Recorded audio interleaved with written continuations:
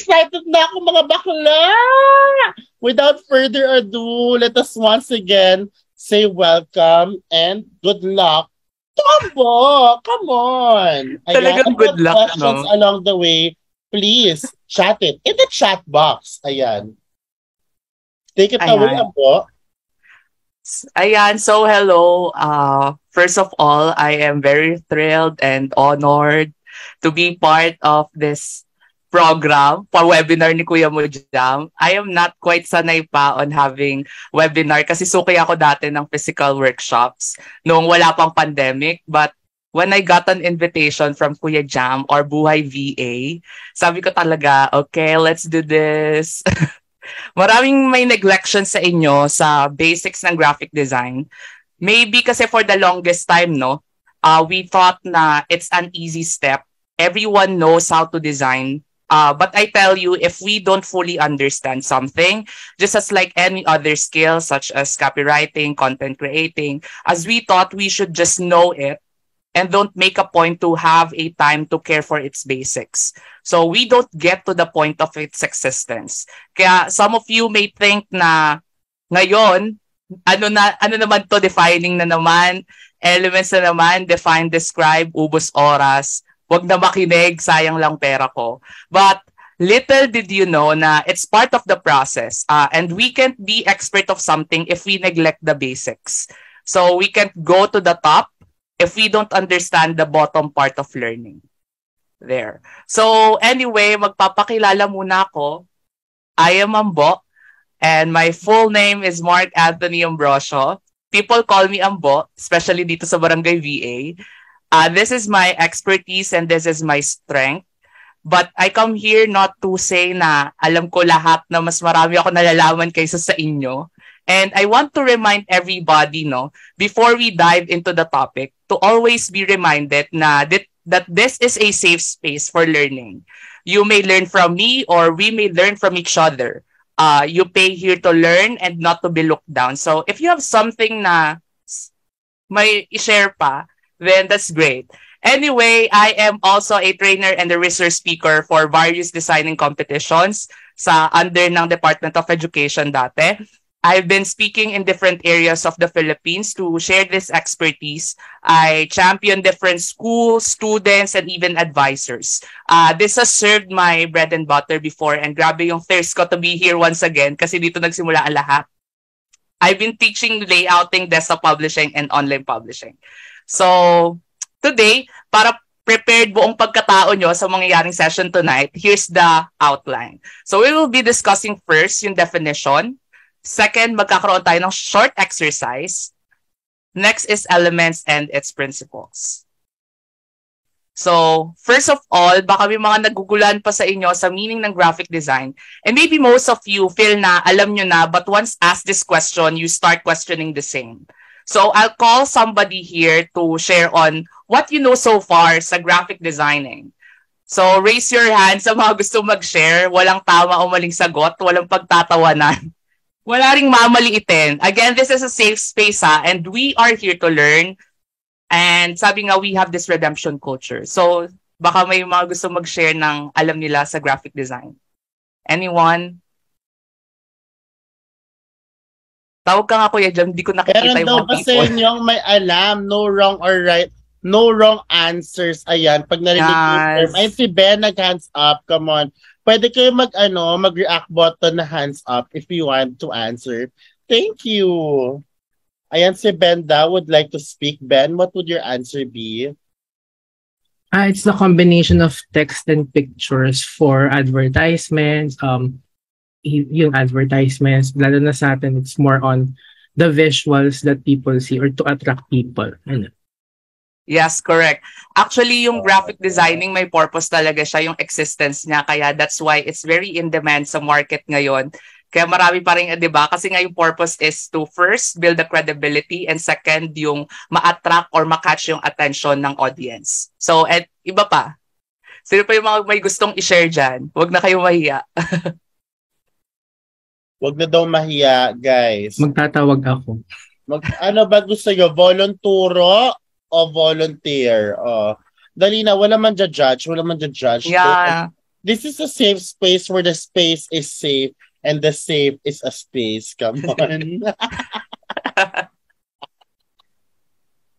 Tanungin natin si Lyle. Ayan, guys. Si Lyle. Ayan. Lyle, come on. Unmute, baka napapanood yun na rin sa TikTok. Ayan, pang malakasan. So graphic design is the combination of elements, sabi nga ni Ben kanina, no, to convey a message. So ito yung purpose ng graphic design, na you are not doing graphic design to decorate. Kasi kung decorate, maglalagay ka lang ng kung ano ang abubot, di ba? But you are there to put the right graphics or the right elements, choose the right colors para maparating mo kung ano yung gusto mong iparating na message or mensahe. So yun. Ayan, thank you po, Kuya Lyle. Naman dyan, come on. Anyway, Kuya Lyle is also a graphic designer. So yan. Yes. Pakinggan niyo pala yung podcast nila ni sa Creative Incubator. O, tiga mo nag-promote pa. Lyle, i-drop mo nga, Lyle, yung link ng Creative Incubator session niya. Ayan. Wag mo rin i-forget, before anything else, Ambo, no, please don't forget to send the link of your social media sa ating sa ating chat box para ma-follow na natin si Ambo as well. At saka sa mga malikhains natin dyan na nagti-TikTok, or everyone na nagti-TikTok dyan, ilagay nyo lang yung link and what do you talk about sa chat box para let's follow each other and support each other. Come on. Yarn. So yon. Well, mamaya mag-send ako ng social media links. Yeah. So yan. So after nyo ma-share yung knowledge nyo about graphic design, it boils down dito sa definition natin na nakikita nyo sa screen ngayon. Tulad ng building blocks sa design, we have created building blocks sa pag-craft natin ng definition ng graphic design. Hereby said na ang graphic design ay way ng pag-communicate natin ng certain ideas or messages in a visual way. It has also been connected na ito ay sining ng pagpaplano at paglalapat para maipahatid ang ideya at karanasan gamit ang visual and textual content. So there. So ngayon, that leads to the next question. Kung ang graphic design ay nakakapag-communicate ng idea or message in a visual way, paano natin masabi na napapahatid natin ang message natin through our designs? Sinasabi ko kanina na yung mga gusto pang magsagot na hindi dapat maliitin ang basics. Dahil paikutin mo man ang mundo, dito at dito ka pa rin babagsak. So ito pa rin yung malaking question mark na kailangan natin tanungin kung effective ba ang execution mo. Hindi lang dahil alam mo yung definition, alam mo na kung ano ang pangit at maganda. So, pwede pa tayong magtawag ng isa? Si Edina. Edina, come on. Edina. Ayan, Miss Edina. Nagsa-story pa naman ako. What's the question? At least na-mention ka sa story. Sorry. Can I please ask for the question again? What makes a good design, Miss Edina? I need a translator. And you can add kung ano yung nagpapapangit sa design. I think most ng mga nakikita ko, I started kasi as someone na hindi rin ako familiar sa graphics. So for me, I think it's the balance of making sure na you're still able to convey kung ano ba yung talagang you want to share with your audience. Kasi you have to think of how they will perceive it. Kasi diba, we can be overwhelmed with the elements, parang ang dami natin gustong i-try. So for me, kapag naging bad design na siya, kapag yung sobrang alam mo yun, hindi na siya cluttered. Sobrang cluttered na siya. Ang dami-dami nang nangyayari doon. So it's important to also be aware of yung mga white space. I think yung mga ganyan. Nagbitaw na ng mga words. So I think we can learn about that later on. So ayan. Yan. Thank you, Miss Edina, for sharing your idea about good design. And ngayon, let's have a little exercise. Sorry, may nag-hands up pa si Diana. Sige, sure. Go. Diana ba yung nag-hands up? Pa-unmute yes po. Hands up ka. There. Diana. Sa akin po yung pagka-good design po yung paggamit po ng tamang combination ng colors.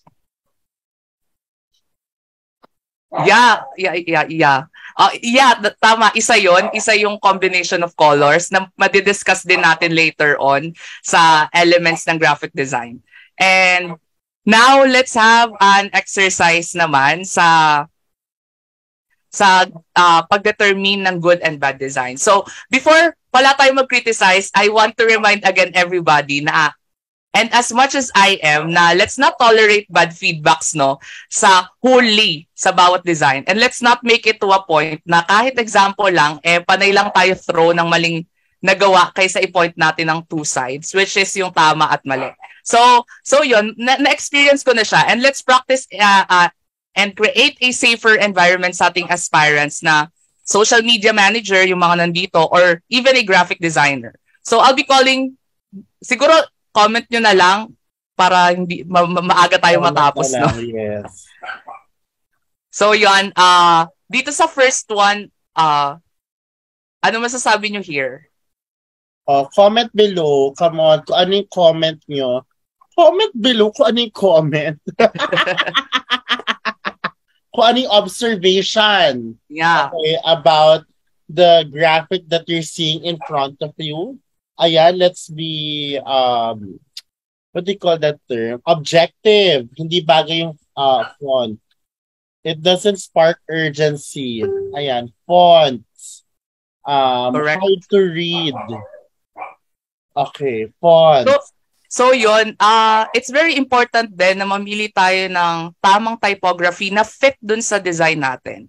So yun, to be honest, tama naman yung for employees only. But let's also call out yung sa no parking, no?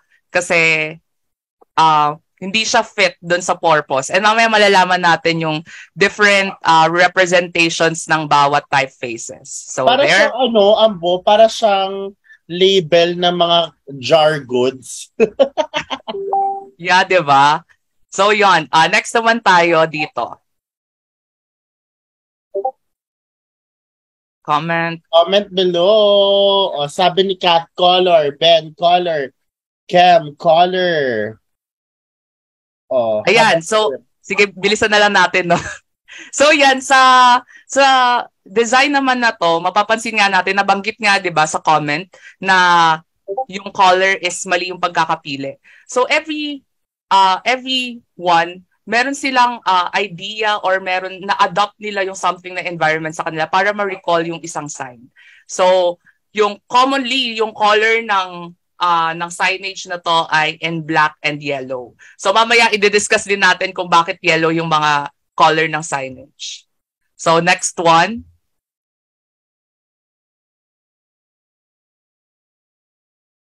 Yan, comment kayo ng ng feedback nyo regarding dito.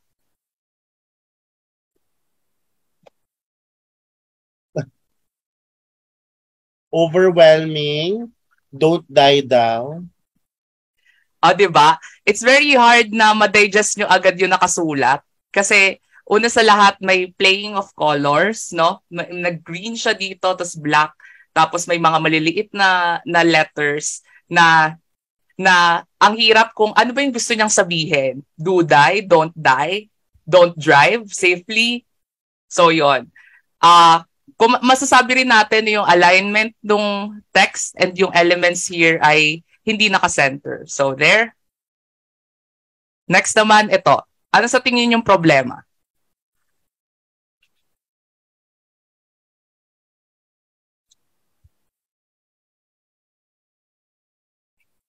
Kaya dyan pabasa. Hindi ko nakikita. Ayan. Contrast ng color, sakit sa mata. Color, masakit sa eyes. Color combi. Copying your answers. Charing! Ayan. Salamat sa mga nag-share ng ng mga napansin nila here. And it's very easy naman na masakit siya sa mata. So isa yun sa dapat i-consider natin when it comes to designing. Hindi lang yung text, pati yung colors. So there. Ito, medyo hirapan natin ng very slight.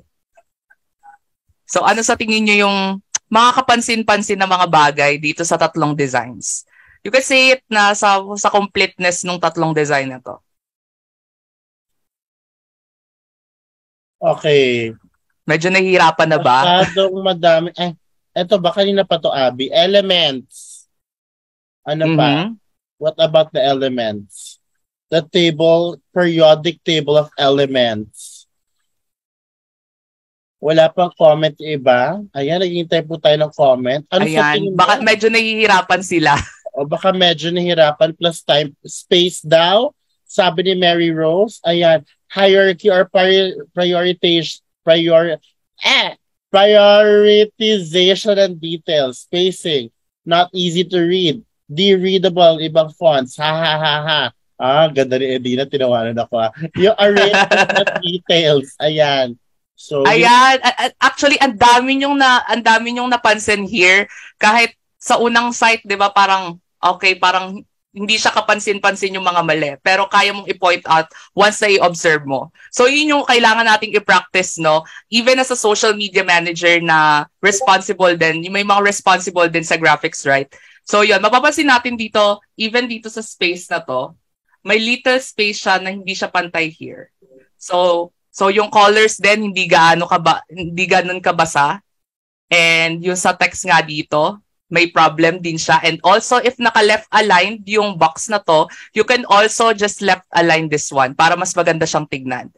And even dito sa Don't You Forget It, kung nasa kabilang side siya, pwede mo siyang ilagay doon. But this one is good, but the color, yung kapansin-pansin na medyo nag-fade na siya on the background. So yeah, thank you so much for sharing your ideas, and that's actually good thing na at least may idea kayo sa good design and bad design. So hindi tayo mahihirapan for today's video. Ayan. So let's go now to elements of design. Okay, chika ko sa inyo yung importance, bakit dapat matutunan ng fundamentals such as these elements of design. So actually na-discuss to sa Creative Incubator episode di Kuya Lyle. So bago daw tayo matutong magluto, dapat alam daw natin kung ano nga ba yung sangkap na kailangan natin. And with that, ang nagsiserve as ingredients natin ay yung elements of design. So aside from that, dapat alam din nating mamalengke. So para masabi nating maganda ang sangkap na iluluto natin, dapat hindi lang natin sila alam. Dapat naiintindihan natin kung ano nga ba ang fresh at lanat at maganda sa pangit. So there you go. Fresh, so elements are used by graphic designers to convey a certain mood, draw the eye in a certain direction, or evoke a number of feelings. So nothing can exist without these ingredients. So hindi ka makakabuo ng graphic design kung wala kang elements of design. Kasi ito yung ingredients mo eh. So the elements of design create every object around us. This discipline of learning the power of these elements and formatting them within the principles of design is the responsibility of the designer. And hindi naman ako designer, social media manager ako. Sandali, baka hindi pa nagigets na in a common situation, we have someone na nagagawa ng graphic for us. And that's one. Pero as a manager, we are responsible also to know where these designs are coming from. O madalas ay yung SMMs ang responsible din sa graphics, right? So punta tayo sa unang elements. Actually, maraming elements ng design, pero ito yung mga gusto kong bigyan ng pansin sa elements of design para at least matutunan yung importance ng every meaning ng mga elements na to. So, first one is yung line. From a point to a line, where line creates a path made by a moving point. Parang there was a tree, a finest tree, and the tree was on the ground where the green grass grows all around. So yon. So magkaka-connect siya, no? So from those points, you may establish shape, curves, outlines. Lines can be thick or thin. They can be long or short. They can be vertical, horizontal, or even diagonal. They can be solid or dotted or dashed. Lines can be curved or straight of combinations of both.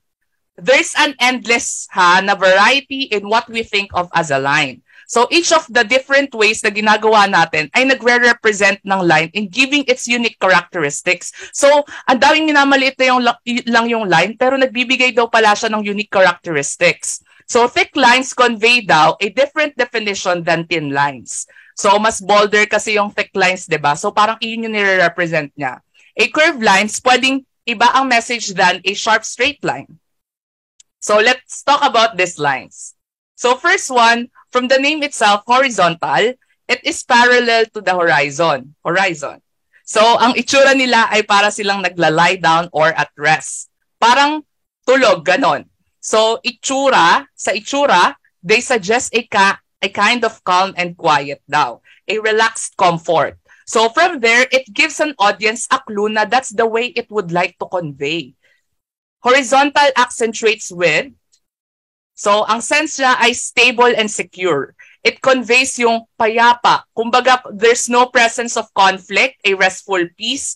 Aside from that, horizontal lines by their connection to the horizon are associated with earthbound things. Kasi nga nakikita natin yung earthbound things. Like for example, yung horizon na nga, na naka-flatten siya, di ba? It's more on the width side. So, yan. Let's dive into these examples. Kung makikita nyo rito, from the last time I've mentioned, it's an earthbound things or idea, and that's why it wants to convey na calm lang na nagta-translate sa mismong image na nagamit. If you look at the third picture, the minimal one, ayan, it gives us a sense of calm and quiet, a relaxed comfort. So, ganun yung nako-convey niyang meaning. So, imagine yung pagkakapwesto pa lang ng elements mo, creating a line, meron siyang kino-convey na meaning sa inyo, which is yung relaxed comfort. So, di ba, parang nagigets nyo na yung halaga ng elements na akala lang natin simple, pero may meaning pala lahat ng yon. So, next one is yung vertical. So, syempre yung vertical, opposite siya ng horizontal line. So, from what we have discussed earlier sa horizontal, halos kabaliktaran naman siya sa vertical lines. May feeling siya na with potential energy naman. Kasi yung horizontal at rest lang siya, di ba? So, yung vertical, may potential energy siya na gustong ilabas if they were to fall over. So, it symbolizes strength and rigidness. They may suggest stability, especially when thicker. So, since it's just a one straight line from bottom to top or top to bottom, what is lacking ay yung movement. So, yun ang kino-convey nila as it accentuates height. So, when it comes naman to, eto pa, dagdag ko pa. Sabi, when it comes to religious feelings, commonly it is considered stretched from the earth to the heavens daw. Kaya commonly, if it's not lines na makikita nyo, vertical yung canvas sa simbahan, vertical ang positioning ng subjects to convey this meaning. Their tallness and formality may give the impressions of dignity. So that's an additional for vertical. May tumitindig siya. Ganon. So, next naman ay diagonal lines. So, tulad ng mga unang nabanggit natin, may meaning din siya. They are unbalanced, right? It represents with restless and uncontrolled energy. So, it symbolizes either rising or falling and conveys action and motion. Their kinetic energy, kasi parang nag-move siya, di ba? And apparent movement create tension and also excitement. So, diagonal lines are mas dramatic sila kaysa sa horizontal and vertical lines. So, they also appear solid and unmoving if they are holding something na up or at rest against a vertical line or a plane. Kung mapapasin nyo, commonly, di ba kapag sports brand na may running or something, sports-related, kung hindi slab ang font, italize ang font in diagonal para makita yung sense of movement. May impact just by the silhouette even ng text. So yun, every element, nag-create din siya ng line. So ito actually yung natutunan ko nung high school ako, nung lumalaban ako as layout artist sa amin. Kapag sa sports, lagi namin ina-italize yung headline, lalo na yung hammerhead. Hindi ko alam kung alam niyo yung hammerhead, pero yun yung headline na pinakamalaki. So, helpful siya para mapakita na there's a movement, na it's very energetic, may something siyang kinetic from others na like news na bold and vertical yung positioning. So, when there's a diagonal, there's a movement. So, see these examples. May movement ang text, di ba? It means something is representing restless and uncontrolled energy. There's an existing kineticism sa design. It's directing you elsewhere. So, may movement siya. Next naman, bilisan na natin. Curved lines naman, they are softer than straight lines. So, they turn or sweep gracefully between endpoints. So, it is indefinite, no? Hindi alam kung saan patungo. So, yung example na yan, isa lang yan, pero yung mga curved lines, mapapansin natin kapag like nagdo-drawing yung bata. So, hindi alam kung saan papunta. And mas predictable siya kaysa dun sa mga straight lines. So, they either bend, they change direction. So, it means na and represents or expresses fluid movement. So, it depends. It can be calm or dynamic depending kung gaano nga ba siya ka-curve. The less active the curve, the more feminine or calmer ang feeling. So kapag you want to go on a femininity side ng design nyo, you can use curved lines. So yan. Examples are this. It actually adds din sa textures. There's fluidity, right? So yarn. So next naman tayo, last na to 4 lines, zigzag lines. Combination naman siya, syempre, ng diagonal lines that connect at points. So as you can see, mag-take siya on dynamic at high energy characteristics ng diagonal lines. And so, parang yung sa hospital, di ba? Yung parang malalaman kung buhay ka pa, it is a sense that creates either excitement or intense movement, di ba? And ganun yung nare-relay sa audience. There's hustle and bustles, thrilling siya tignan. So if you were achieving something na thrilling na you can use these zigzag lines, and so it conveys confusion and nervousness as they change direction quickly at frequently. So pwede rin siyang mag-imply ng danger daw and destruction as it breakdowns. So isa pa sa analytics din, di ba may sense yung sa nakikita niyo sa social media? Siyempre, mga social media manager yung commonly mga nandito. May sense siya ng feeling na nagsisend sa'yo na na-excite makita. At the same time, nakakakaba. So even doon sa mga ganong details lamang, may message siyang nare-relay sa atin na akala natin wala lang, pero may feeling siyang gustong i-convey sa atin. So there. So sa first picture, it looks like there's a nervousness, diba? Yung sa way ng pagka-zigzag niya. Sa second naman, it looks like something giving a thrilling and chilling feeling. So there's something to unravel daw. So ano bang pinagsasabi ko? Bakit pinapakilala ko sa inyo yung lines? You can equip this simple description on lines and what they convey sa mga design nyo to bring emotion to fit the mold and easily dispatch a message sa titingin ng design nyo. So, sa iba, sa audience nyo, wala lang yon. Pero there's something na kailangan nyong intindihin as a designer dun sa ginagawa nyo. So ito yung something na twist ko lang sa graphic design basics. It looks like basic pero may in-depth siyang description, no? So, add ko lang since wala sa principle ko kasi sobrang dami sa pili lang.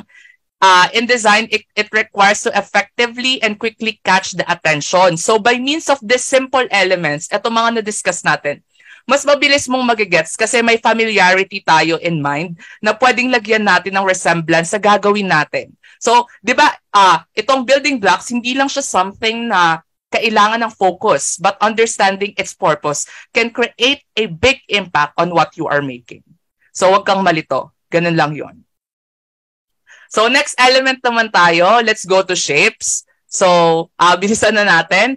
Next is a shape. It may be 2 or 3-dimensional object that mag-stand out sa mga space next to it. So, paano nga ba tayo nagre-create ng 2-dimensional and 3-dimensional shapes? Diba? Pumiyok pa.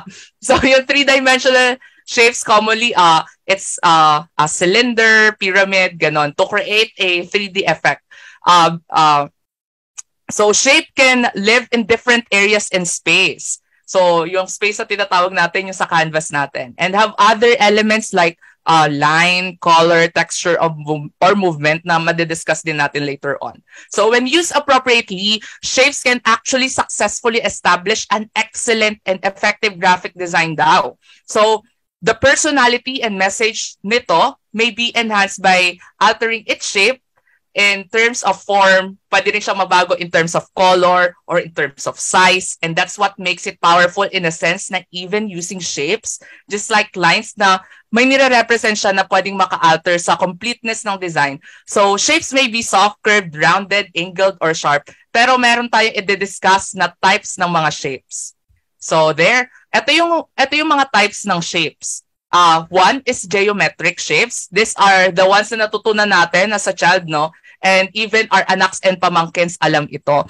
Kumbaga, whenever we heard about shapes, itong type na to yung geometric shapes, itong type na ito yung una nating maiisip. So most common shapes, ayan, nakikita nyo, circles, triangle, square, or rectangles, and yung derivatives nila such as ovals, polygons, yung mga dodecagons, ganyan. So karamihan sa geometric shapes ay symmetrical in nature, meaning pantay, balance on each side.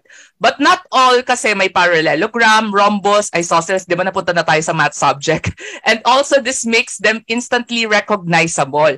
So since bata pa tayo, pinag-aaralan na natin to, mas mabilis natin siyang nare-recognize. Pero ang secret ng mga designers, alam nila at aware sila sa silent messages na i-discuss natin later on. So next muna tayo. So mamaya magpo-focus tayo dito sa geometric shapes. Kasi commonly, so discuss natin muna yung organic shapes. Represent naman ng organic shapes yung mga bagay na nakikita natin in nature. By the word itself, organic. So the most common organic shapes ay yung mga plant-based like flowers, yung makikita nyo, leaves. So yung agad yung ma-resonate natin. So that is an organic, that's type of a shape na tinatawag nating organic. So another kind of organic shapes are those that represents forms we can create ourselves like paints, splatters, or watercolor blobs, yung commonly na ginagamit nating elements para magbigay ng accent sa design natin. So these kinds of shapes, kabaliktaran ng geometric, are mostly asymmetric and their kinds of lines can vary. So next naman tayo, fast na tayo, abstract shapes naman, depiction siya ng mga totoong bagay without being exact representation. So medyo malalim kapag abstract, di ba? Akala natin abstract, di natin maintindihan, pero nabanggit ko kanina na blobs pala ay organic shapes. So yung sa abstract naman daw, wala siya, totoong bagay siya, pero wala siyang exact representation. A great example na abstract shape is yung stick figure. Nagre-represent siya ng person, pero kung nakikita lang natin siya as bilog, may mga lines. So, bakit na-recognize na natin siya as tao? Kasi it's an abstract shape. So, symbols are also considered as abstract shapes. Yung even sa mga social media, mapapansin natin yung design nila, di ba? If you look at this second icon, or second shape na makikita nyo, kapag nakita nyo yan, di ba, ang unang pumapasok sa isip nyo ay inbox. So, ayan na yung pumapasok agad sa isip natin kasi iyan yung bagay na alam na or standard na or na naging normalized na sa mga tao. So that's kind of challenging pero may mga bagay na kailangan kang i-consider na user-friendly para sa kanila.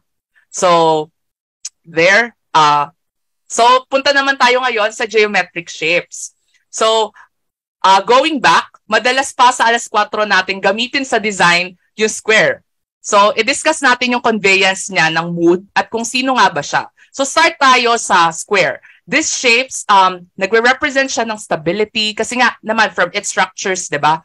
In fact, yung rectangle and square nga ay ang most used area shape in logo design. Definitely nakakapagtaka, no? We can easily name names kasi nga madalas sa Play Store pa lang naka-square na yung shape ng logos nila. So bakit? The reason bakit ganon kasikat ang shape na square or rectangle is because it is a trusted familiar shape. Dumaan na ang maraming panahon na ginamit siya ng mga unang umusbong na brands and eventually at that point of time, nabitbit siya now that represents honesty, solidity, and stability. As squares and rectangles ay mayroon siyang straight lines, right? And right angles, yung 90 degrees sa each side. So, it becomes in a way na nire-represent niya na they have a very mathematical, balanced field.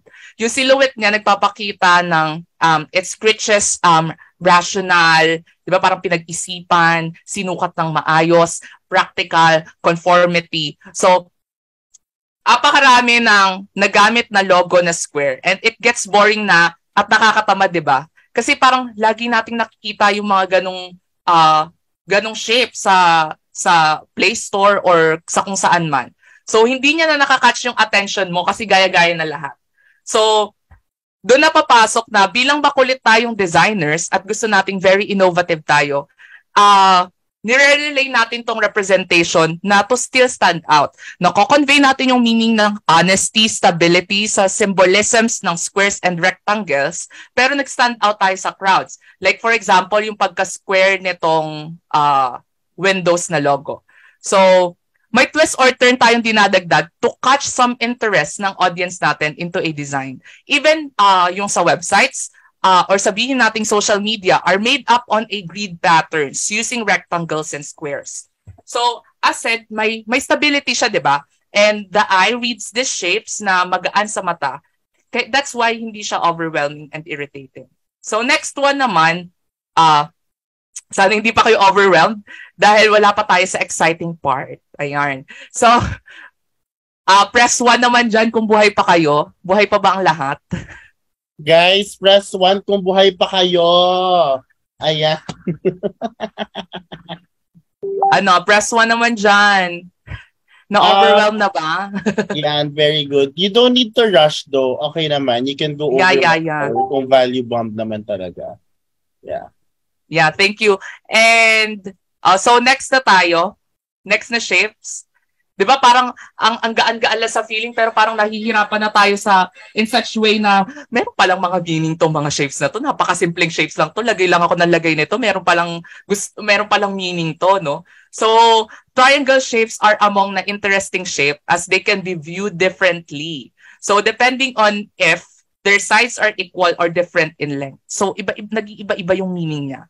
Whether they are sitting in their base, yung sa ground, or unstable when not, triangles have energy and also power associated with them as they can point out direction where their base is placed. So, triangles can also give a feeling na action, tension, or even aggression.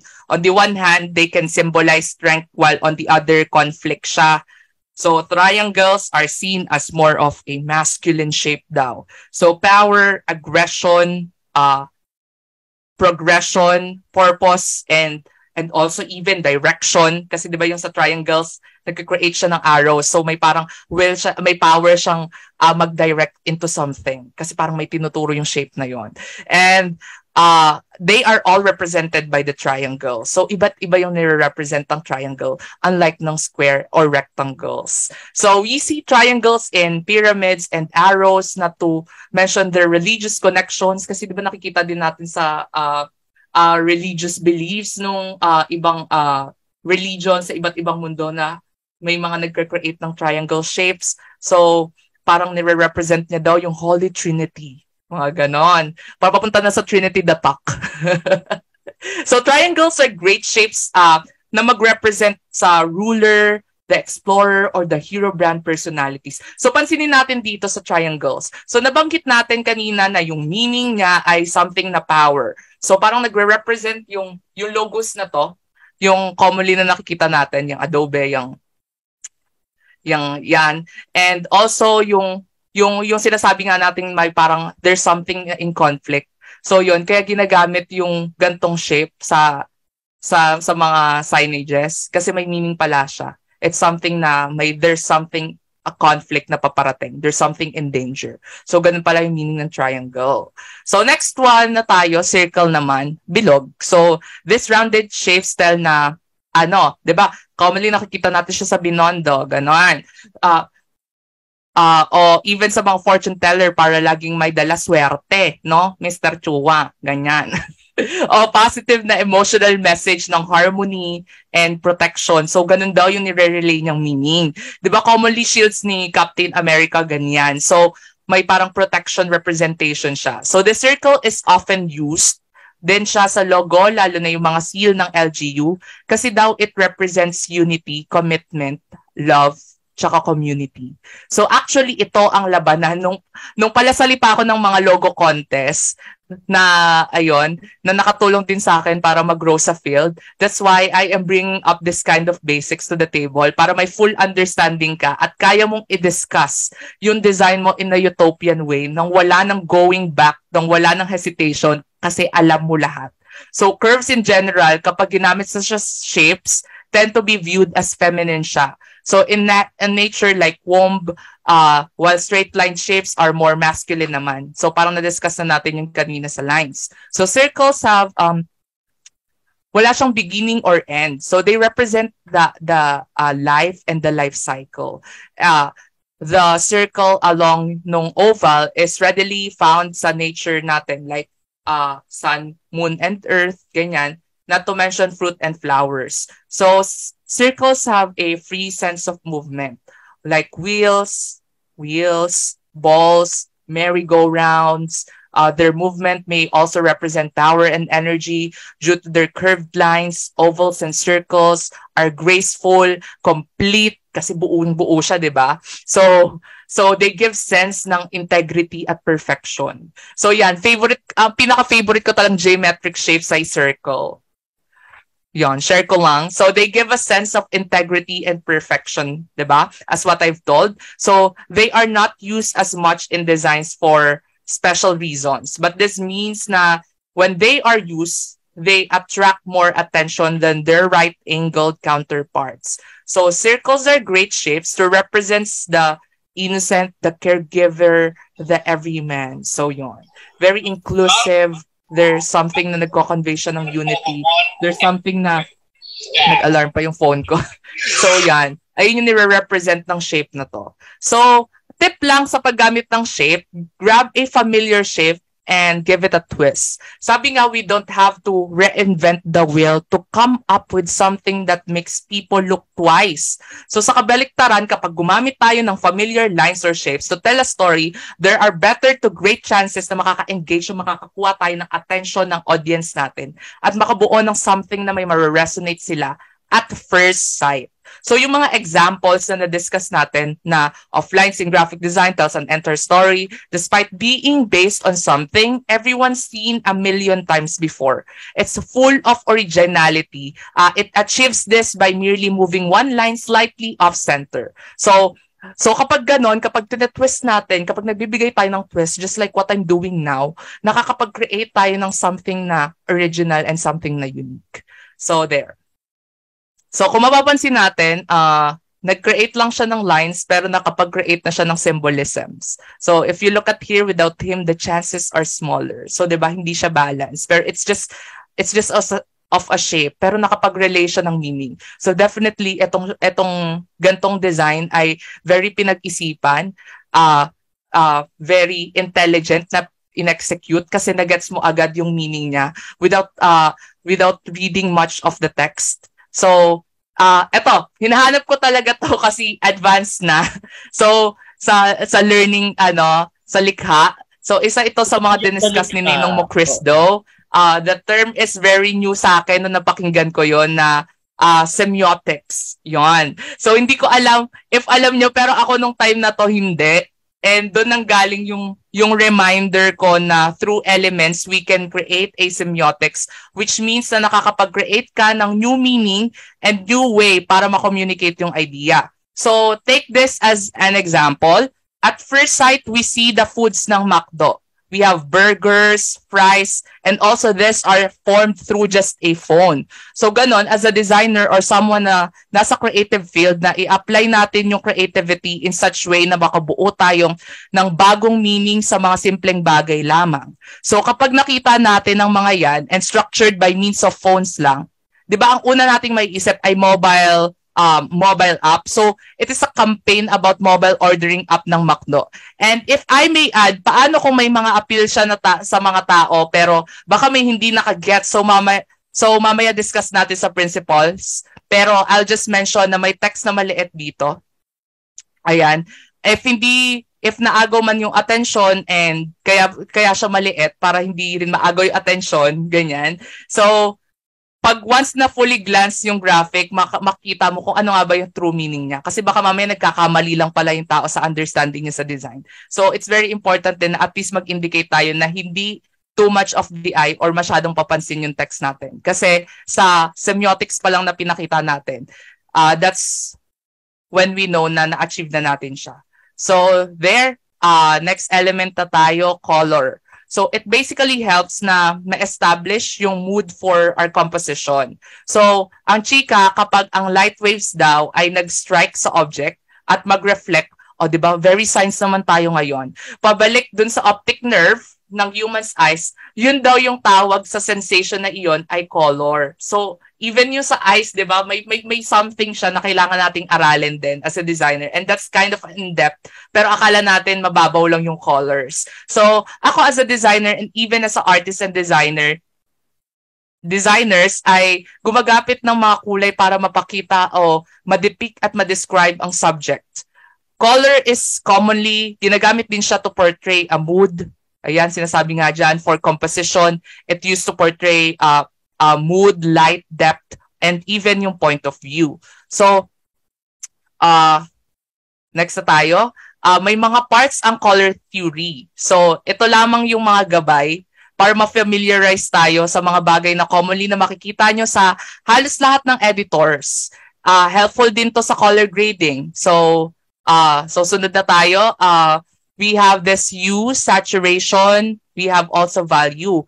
Yan yung mga main color properties na inaalaw tayo para ma-distinguish yung iba't ibang kulay.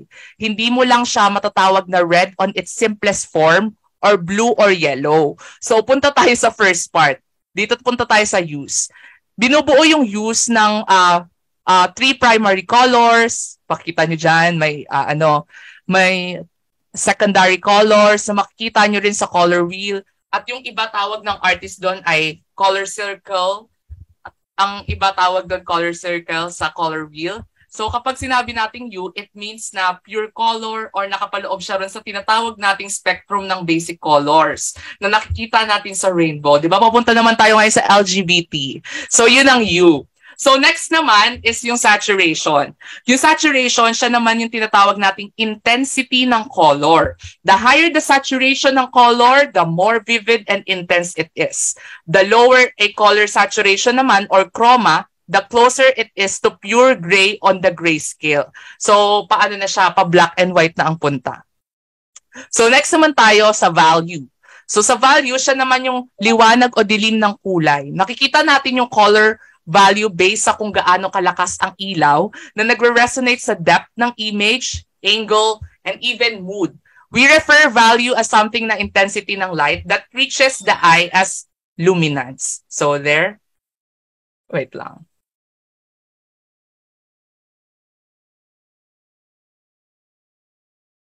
So yon.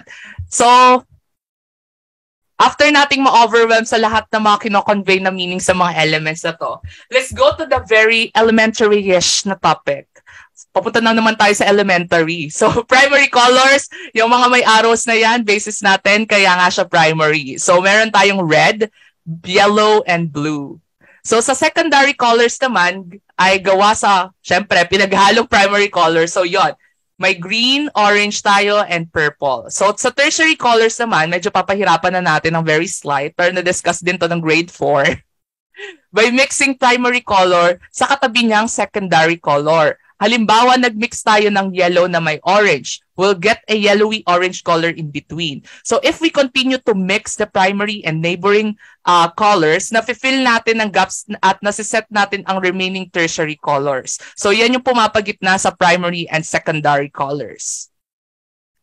So, yan.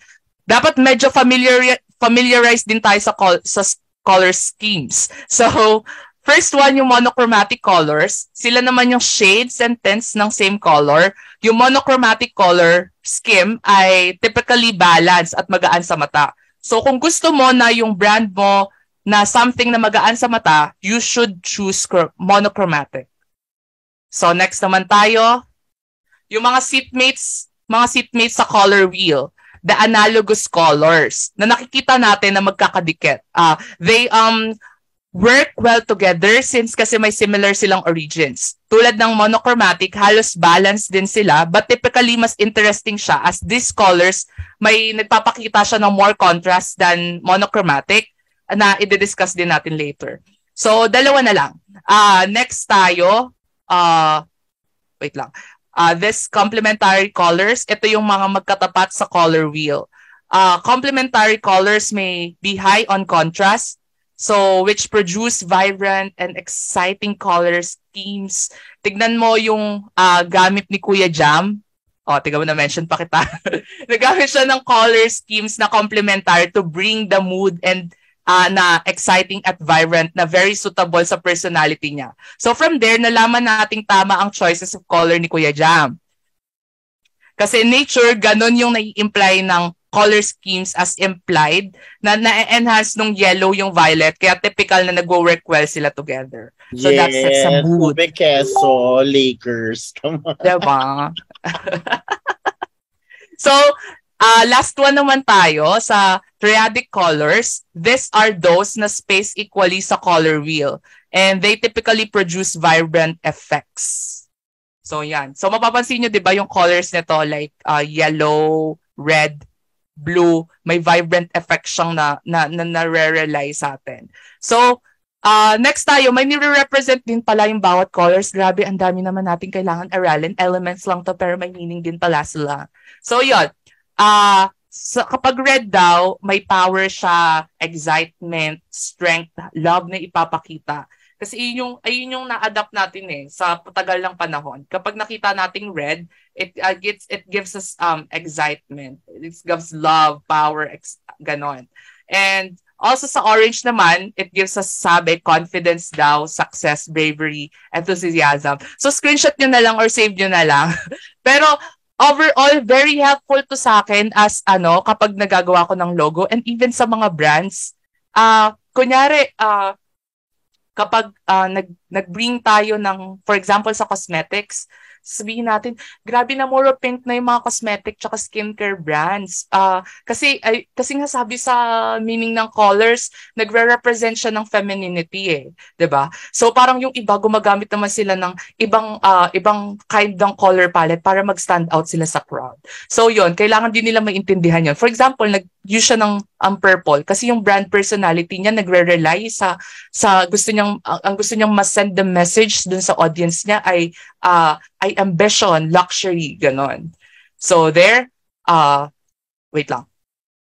Gusto ko lang i-add na merong etong mga bagay na nilagay ko here ay hindi galing sa akin. Kinompile ko lang siya from the internet because it is a color psychology at ano yung nire-represent nito. Actually, aside sa shapes, isa to sa mga ingredients ko para ma-clinch at maipanalo. Kasi once asked for presentation ng design, commonly kasi nung nasa high school pa ako, sa secondary ko, laging tinatanong yung mga designs namin kung ano nga ba yung mga meaning nun. And it's very easy for me to distinguish kung bakit yun yung ginamit ko. So from there pa lang advantage mo na siya. So as a social media manager and graphic designer, it also apply to that meaning and to that importance. So ayun, kaya napapaliwanag ko ng ayos yung colorway na na-research ko siya, na naintindihan ko yung assignment, at may pinanghuhugutan sa lahat ng kulay. So, isa ito sa na-enjoy ko kasi nare-reminisce ko yung paglalaro sa kulay using my bare hands at utak. So there. So, reminder lang sa mga social media managers and even sa mga nagde-design lang ng mga academic works nila. Marami na ang tatlo, kaya hanggang triadic lang yung diniscuss natin sa color schemes, right? It is to remind you na too much na yung apat. Meron tayong tinatawag na 60-30-10 rule. Ay, meron din ganun. Grabe naman ang first son. Hindi lang pala siya monthly budget. So essential din siya kapag gumagamit ka ng more than one color, yung 60-30-10. So, it says na dapat yung design natin, mayroon siyang dominant color, a secondary color, and an accent color. Kaya pag magde-design kayo, use this rule. 60% dominant color, 30% secondary color, and 10% naman yung sa accent color. So there. Actually, this rules applies din sa lahat ng uri ng designing or even art. Even sa interior and exterior. Kasi di ba parang sabi natin, ang gaan naman sa mata nun, pero paano niya na-combine yung colors? Paano niya nabigyan ng accent yung mga furnitures and appliances? So magigets natin na gumagamit pala sila ng gantong ruling sa design. So there. So, ito yung lagi ko namang reminder na may mata tayo bakit hindi natin gamitin. So, continuously observe how big brands are playing with the colors, and this applies even sa mga nagagandahan tayong design. Kaya lagi ko nire-remind, always analyze and eye feed kasi doon tayo nagkakaroon ng inspiration to create something new. If you know the tagline na Still Like an Artist ni Austin Kleon, na itong slogan na ito, innate na siya, meaning ini-introduce na ito sa readers to the idea that all creative work is iterative. So no idea is original. We all have this permission to copy our heroes' work, mga lodi natin sa designing field, at gamitin natin yung mga yon as a mood board natin to find our own unique style, and all while remembering to have fun, creating the right work environment for our design, and letting neither criticism nor praise drive us off track. So there. Next naman tayo. Ayan, element. So sa element naman, which is yung texture is one na of elements of design na ginagamit to represent how an object appears or feels. So yung textures daw, more on feelings naman siya. So may tinatawag tayong tactile, meaning nahahawakan. So yun, nahahawakan. So eto, kunyari itong mic, nahahawakan ko siya. Tactile to kasi nahahawakan ko siya. So whether it's rough, smooth, or ribbed. Pero since social media tayo at digital ang sa atin naman, ang tinatawag naman doon ay visual texture. Meaning, imagined feel or of the illustrated texture. Nakakapag-create din daw to ng visual interest sa audience kasi hindi na siya lame or bland tignan. At pinapataas yung sensory experience natin. So, meaning na ta-translate yung senses, may grasping na nagaganap even dun sa visual texture natin. So, nakakapag-create siya ng visual illusions. Kapag nagtitake ka ng clips, sa comment section, kapag gumawa kami ng design, yung 60-30-10 for background lang po ba?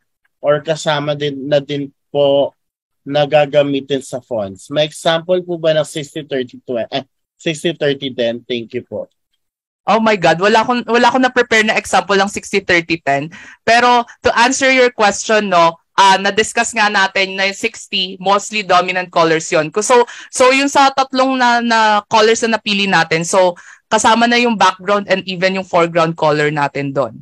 So yon, napapakita na natin yung importance ng colors, 'di ba, through that. And okay, nasagot ko ba? Pero yun 60-30-10 rule yon na-apply sa design. So, sa completeness siya ng design, hindi siya alone sa elements lang. So, even background kasama siya doon. Gets? Gets daw. Copy po. So, there. Chikahan tayo if you want na matutunan palalo yung 60-30-10 rule. So, there. Balik tayo dun sa creating ng illusions. Meron siyang urge sa audience ng physical liveliness na may sense ng stimulation and sensation. Also, nakakapag-show daw siya ng emotion and extract emotional response. Meaning sa texture, nakaka-attract siya ng viewers at yung binibring niya yung something na masisense mong parang totoo. So even yung layers of text, mga nauulit na linya, pattern will definitely go well kapag tama yung paggamit natin ng texture. So, make this as an example. As examples pala. So, this design, first one, yung texture niya, I glued this one. So, the next one, ang texture niya ay more on depth. While palayo na ipapakita na nagbe-blur siya. So, that tinatawag din yung texture. May sense of focus siya, may sense of softness. Yun yung pinaparating ng texture na yon. Next one, yung plastic texture. Tapos yung sa pizza naman, parang board type texture siya na may left marks ng chalk. So it adds an emotion response. May sensory feeling siya. Kahit tinitignan lang natin yung visual or digital design na nakikita natin. So punta naman tayo sa typography. So kapag typography daw, it involves font style, appearance, and structure na nag-elicit din ng certain emotions and convey specific messages. So this is why I am telling you all of this para ma-resonate nyo yung tamang pagpili ng mga elements to create a harmonious unit sa pag-design nyo. So even pala yung text, kailangan masusi rin yung pagpipili. So ayan, ito pala. So ito yung meaning nan. the art of arranging letters and texts in such a way that the copy is legible, clear, and visually appealing to the reader. So, magkaiba yung typeface and font, iba rin yung typography. So, yung typeface, singit ko lang, kasama siya actually sa binawasan ko lang, pero i-discuss ko din pala. So, yung typeface, para siyang font family yung tawag, tas yung font, isang lang font na yun. So, yun yung difference ng dalawang yun. So, even ako nalilito ako dati doon. And now, I'll ask you now why typography is important. So, ang importance niya first, so, wait lang. So, sabi, hindi lang daw pwedeng maliitin ang typography kasi nakaka-build din siya ng brand personality. Di ba commonly sa brand design, ang font ay isa sa mga topmost priorities na tinututukan ng mga brands. Kaya masusing pinipili yon kasi nagre-resonate din siya sa brand. And bakit brand recognition? Bakit apaka-powerful ng typography? Kasi using a unique at consistent na typography, nakaka-establish siya ng strong user following kasi na-recall nila yung brand nyo through these little details. So aside from that, natutulungan niyang mamayagpag ang isang brand. So there. So, ang importance din nito ay nakakatulong siya sa decision making. So bakit pati yung decision making, pati yung typography may kinalaman dito? So may profound effect siya on the way na madadigest daw ni user at mapaperceive niya information na kino-convey ng text. So balik tayo sa definition ng graphic design. So di ba ang goal natin is ma-relay ma-communicate yung ideas or message natin in a visual way. So kasama dun yung nabanggit nga ni Kuya Ben kanina, kasama din yon sa elements na yon yung text. So kapag may eye-catching type ka, mas matatranslate mo yung emotions, mas hikayat yung brand mo kaysa sa mga type na malayo o walang kinalaman sa brand mo. So next naman, actually nakagawa ko ng TikTok video dito na fonts matter. Pero bakit? So take a look at this one. You will always be mine. Diba ang sweet pakinggan kapag ganito yung font, yun yung nare-relay niyang message sa atin. Pero paano naman kung ganito? You will always be mine. Diba parang scary, parang ang creepy nung dating. So, yung pagpili ng font, napaka-importante rin siya na kailangan nating i-consider when it comes to designing. So, aside from that, may mga namimili ng pangit na type, and nakikita ko siya commonly sa mga lansangan, and once na malayo pa lang, kita mo na kung pangit o maganda. Actually, ito yung lagi yung area of focus ko, na powerful ang font as a layout artist. Dapat talaga masusi ang paghahanap ng good typography para there can be difference between someone na nagstay to look at your design for long, kaya nagpe-play ng huge role ang typography. So there. So next naman is nag-alter siya ng mood, nag-evoke siya ng emotional responses and reveal users' personalities through typography. So, lagi nating i-consider yung legibility and readability daw ng typography natin. So, kapag sinabi nating legibility, yung clearness ng pagkakalapat ng text and readability. So, dapat i-consider natin yung audience. For example, kung ang audience natin ay medyo bata, pwede nating liitan yung font size. Pero kung matanda naman, i-consider natin na as they grow older, 'di ba? Lumalabo yung mata nila. So, mas maganda kung mas bigger or large yung font natin. So there. Aralin lang natin yung mga basics ng text. So yung cap height daw, ayan yung height ng uppercase letters. Yung X height, yan yung height ng lowercase. So kailangan din i-consider when it comes to choosing typography, even sa mga brands, kung ano nga ba yung mga gagamit niya. Kasi commonly, ito lang reminder, kung mamimili tayo ng font, make sure na hindi maliit yung interval ng cap height natin at X height. Mas maganda kung nakikita natin yung uppercase at lowercase. Kasi kung yung height nila halos magkadikit, ang magiging problem nun, akala natin lahat naka-uppercase na sila. So medyo masakit na siya sa mata. So also kapag namimili ka ng typography, kailangan kung something na kailangan may stressed yung mga special alphabets, kung may nagre-require yung brand yun ng ganon, so kailangan i-consider mo rin yun sa pamimili ng typography mo. So meron tayong tinatawag na kerning. Sa kerning, it means na it is a space between individual character. So ito definitely yung nakikita kong mali mostly sa mga designs dati.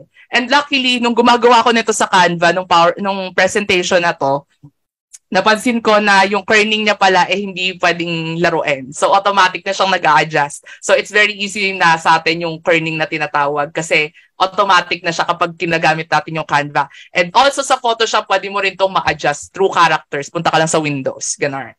So, next naman tayo sa leading. So, yung leading, space naman siya between line of text. So, kung makikita nyo space dito sa L tsaka B, so, iyan yung lead. Yan yung tinatawag nating leading. So, ulit, yung kerning, yun yung space between text. Yung leading, yun yung space between lines. So, there. So, ito yung kailangan mong i-remind kung bakit ko tinuturo yung leading at kerning. So, sa leading naman, kung mapapansin nyo, masyadong overwhelming yung text kasi magkakadikit. Halos wala na siyang line spacing. Halos wala na siyang leading. So, ang problem naman kapag too much naman yung leading natin, parang akala natin magkaawa yung dalawang lines. So, kailangan din natin i-consider yung proximity. So, yung proximity yung parang separation ng dalawang elements. So, yun. Since magkadugtong naman yung parang kasalanan ko, so, mas okay kung medyo bawasan pa natin yung leading size natin. So, makikita nyo rin yan sa Canva ha. May leading din sa Canva. So, leading pala yung tawag doon. So, yun. Yung typography din daw may mga meaning siya. Pag serif means may tail. So, ang gusto niyang ipakita ay more on serious, modern, ganyan. So, sans serif naman, mas neat siya. Mas neat siya tignan. Sorry, yung sa serif classic pala. Yung sans serif, mas modern yung style niya. So, yon. Kapag ganun yung pinoportray ng brand nyo, mas maganda na naiintindahan nyo rin to yung personality ng typography. So, yan. Kapag sans serif naman, kapag sans serif, para hindi kayo malito, yung serif with tail, yung sans serif, yung sans ibig sabihin without. So, sans serif. Wala siyang tail, wala siyang buntot. Ganon. Slab serif, commonly nakikita naman natin siya sa mga sports, yung mga bold ang gustong i-portray, mga gem, ganyan. Sa playful naman, para nakikita natin sa Toy Kingdom, ganyan, more on playful side naman daw siya, yung mga display typefaces. So sa script naman, kung gusto mong medyo luxurious, ganyan, choose elegant script na font. And sa stylized, sa decorative typefaces naman, mas more on stylized siya. Maarte, makulit, may iba't ibang kino-convey na meaning. So mas versatile yung decorative. So, kung yun yung mga personality na gusto nyong i-portray sa pagkakaintindi nyo sa brand nyo, better understand these personalities ng typefaces. So, next naman is always remind yourself na don't use more than 3 typefaces. Hindi naman siya nakakalito, no? Makyonget daw kapag more than 3 na kasi masyado nang masakit sa mata, masyado nang overwhelming. So yun nga yung nabanggit ni Miss Edina kanina, 'di ba? So ayaw natin ng ganong feeling na masyadong maraming naglalarong element na to the point na masakit na siya sa mata. So next naman, since bakla naman ang Barangay VA, so kapag dinikod natin to, wait for the sangkatus, wag masyadong sandamakmak. King Kerebumbum, mag-stick ka sa one font Familia Madrigal. Ay, so mag-stick ka lang daw sa one font family. Bakala ako pero hindi ko naintindihan. Diba? Bakala ang ating presentation. Di mo more kaya than 20 years Oprah Winfrey. Hindi ko naintindihan. So yan, dinecode ko na sa inyo para hindi kayo mahirapan. Pero ayan na yung sign na magbakla na kayo. Ano there. Nun? Ano na? Ano yung sabihin nun? Wait for the sangkapus. Huwag masyadong sandamakmak. King Kerebumbum, okay na yung mag-stick ka lang sa isang font family. Kunyari, Helvetica. May Helvetica bold, may Helvetica italic, may light italic, ganyan. Isang font family lang. Huwag ka masyadong over. Di mo nga? So, there. Next tayo sa principles of design. So, graphic designers use the elements of design. Ayun, malapit na tayo matapos. Isa na lang. Sorry na masyadong mahaba yung ating chikahan. Pero, after nating magamit yung elements of design to create an image that can convey a certain mood, draw the eye in a certain direction or evoke a number of feelings. So, the elements of design create every object around us. Nothing can exist without these ingredients. So, the discipline, so sabi nga ni Kuya again sa Creative Incubator, marami tayong natutunan doon. So, kailangan yung pakinggan yon para at least maging more in-depth yung usapan, 'di ba? So, yon. kapag yung principles naman daw is yung tamang way or instructions mo sa tamang pagluluto. So the discipline of learning the power of these elements and also formatting them within the principle of designs is the responsibility also ng designer na matutunan. So yon. Grabe, ang daming dapat matutunan sa graphic designing. So wag nating maliitin yung mga graphic designer. Wag natin sila masyadong husgahan. Mahirap pala yung mga inaaral nila, may mga meanings pala doon. So, hierarchy naman in graphic design, ito yung first principle na gusto kong diinan dito sa talk ngayon. It utilizes several key principles. So, it shows importance of each page or screen's content by manipulating its characteristics. So, namamanipulate natin kung saan patungo yung mata ng audience natin. So for example, kapag ni-next ko to, ang una natin makikita itong you will read this first. And then you will read this line of text. Then that's why you need to learn this. And you will read this last. So doon may hierarchy. So kailangan natin na i-prioritize, wag nating gawing practice yung same ng font size and same din ng font style kung magkakaiba naman sila ng level na kailangan i-relay dun sa audience natin. So there. Next naman is alignment. So alignment, arrangement siya ng straight line or in correct or appropriative relative position. So ito yung actually nagiging mali commonly ng iba kasi hindi nila nako-consider or di sila gumagamit ng rulers. So napaka-importante din daw na ma-align kasi baka mamaya like yung nakita natin sa examples kanina, hindi siya naka-properly align. So nagiging problem siya sa eye ng audience. Medyo irritating siya tignan. So aside doon, chika ko lang, no, kapag may 2 columns kayo, make sure na may gutter kayo. So, ito yung gutter na tinatawag natin. May spacing tayo. Kasi commonly, kapag may 2 columns tayong create sa design natin, nagdidikit yung text. So, commonly, kapag medyo bombits yung nagbabasa, akala natin it's just ganun yung basa. Hindi natin alam na magkaiba pala sila, na hindi pala sunod-sunod yung pagkakabasa. So, from the alignment, katulad ng hierarchy, dinadirect natin sila kung ano nga ba yung unang dapat nila tignan, kung ano nga ba yung unang nilang dapat basahin. So there. May thumbstoning tayong tinatawag, so kailangan nating also i-practice yung paglalagay natin ng gutter kapag may mga 2 columns tayo. Yon. So next naman yung white space. So nagiging problema natin sa white space yung ganito. Hindi natin siya mabasa, 'di ba? So ayun yung mga kailangan nating i-consider. So white space, often known as negative space, ayan, so okay na siya, okay na ang kerning, is the area around text or other elements. So people doesn't usually notice it, yet effective use of white space keeps the interface tidy and the content accessible. So balik tayo dun sa typography natin, na kailangan natin i-consider yung legibility and readability ng text sa designs natin. And even yung sa paglalapat natin ng elements, even yung imageries, etc. So, kailangan din natin siyang i-consider. So, we have positive space and negative space. Pag tinawag natin positive, yun yung mga naka-fill yung space. While yung negative space, yun yung mga, like for example, yung background. Yan, ayun yung mga negative space natin. So, wag natin kakalimutan sa design. Nabanggit rin ni Miss Edina kanina na wag masyadong cluttered yung design, di ba? So, kailangan i-consider natin yung white space kasi kapag cluttered yan, mahihirapan ma-digest yung audience natin dun sa design na gawa natin.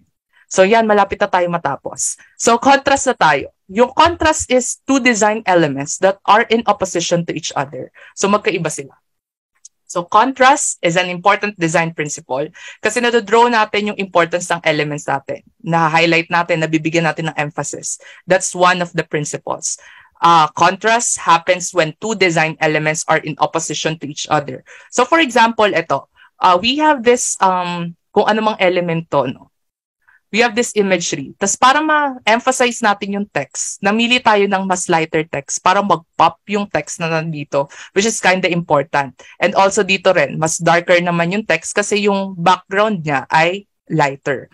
So, aside doon, kapag high contrast can help guide the viewer's eyes to the most important parts of your design first. When decision making, consider using contrast. Kailangan lagi nating i-apply to kasi ayaw nating maging masakit sa mata yung designs natin to the point na hindi na siya kabasa-basa ng mga audience. Kumbaga, kung wala akong time, hindi ko pagbibigyan ng pagkakataon or panahon yan na tignan at basahin at alamin kung ano yung kino-convey or kino-communicate na idea niyan or message. So, kailangan natin i-consider yung contrast natin.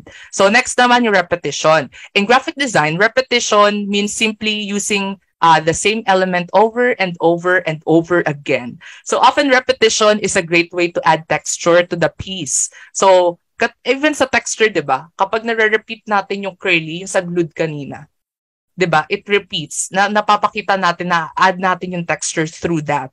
So not only does it create an element of unity within a specific piece of artwork, but repetition can also help create texture and bring the project to life. So even though you represent your repetition, it means na it's consistency ng design, nare-recognize na din yung credibility and nare-recognize na din yung brand mo.